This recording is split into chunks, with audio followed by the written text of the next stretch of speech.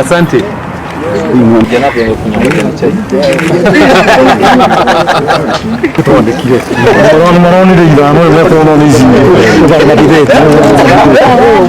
Alafu mtu uleka na mukoda kweka gikoyobere na githweri na githungu try to 3 yeah no it's very sondo na Kiingereza ama Kiswahili ya Kiingereza sasa na Kiingereza ule na kuiga na na nizo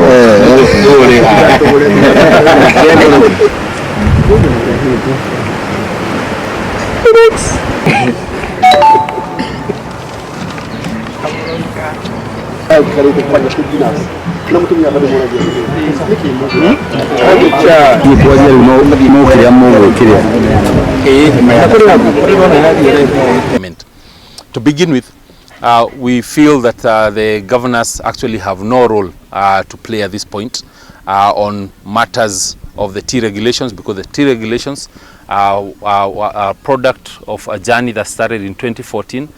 They went through stakeholder consultations, and on June 29th of this year, they were gazetted into law. So those are the functional ones. From there, as the statutory act instrument dictates, they went to Parliament. And Parliament essentially is really just, because it's a delegated function, is just to look at whether the process carried out on stakeholder engagement was right. And from there, either reject or approve those regulations. So there is no place where the governors are coming in. Then the governors are misinforming the public that agriculture is devolved.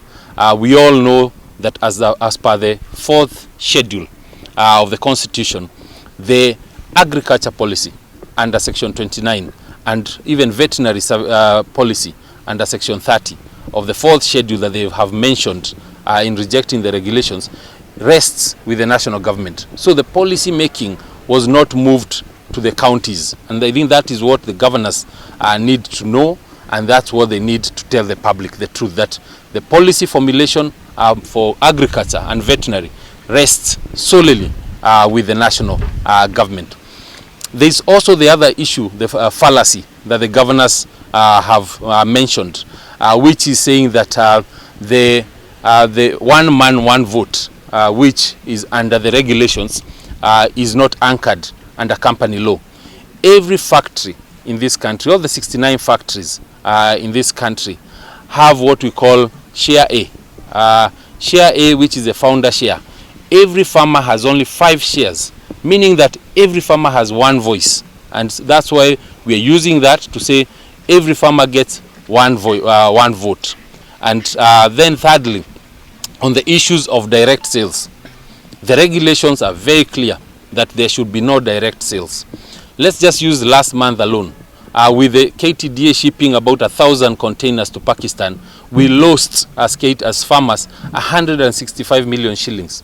And that is because they did direct sales at prices much lower than the auction prices. And that is why the direct sales is being banned under these regulations.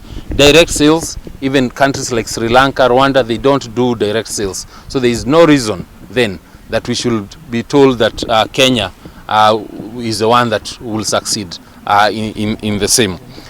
Then we have the propaganda that has been propagated by KTDA, and we've seen it also with the governors, that the regulations are about returning the KTDA to government. That's a fallacy.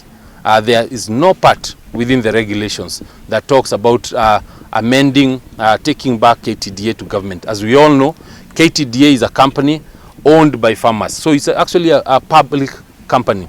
The process of taking it back to government is such a long process, and a process that we do not support ourselves as people who are within the tea sector.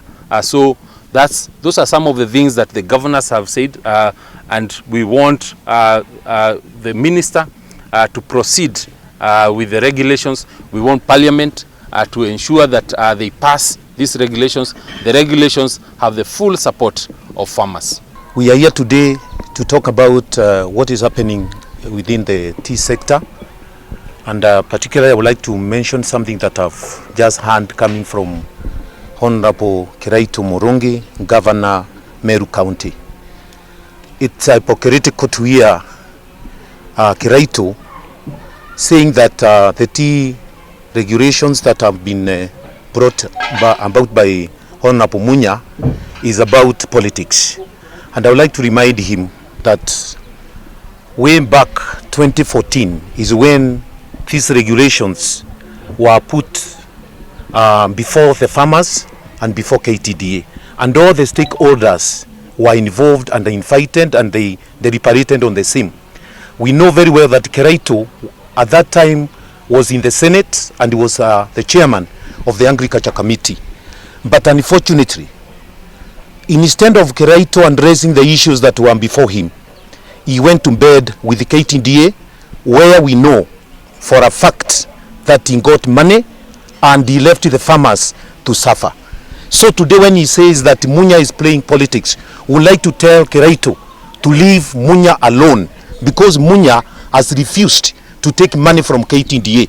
So the politics of Meru should not be brought to play into the national politics, more so when we are talking about the suffering tea farmers in this country. So we want to tell Kiraitu that the issues that he is trying to bring up and also share with other governors, so that today they come up with a statement saying that they don't support the regulations.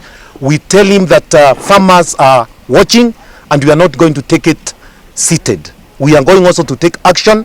Let him be reminded that where he comes from, Meru, we have so many tea farmers who are suffering. Let the regulations work, because we know at the end of the day, that is where the farmers will be able to get their sweat paid for, because we have suffered for a long time.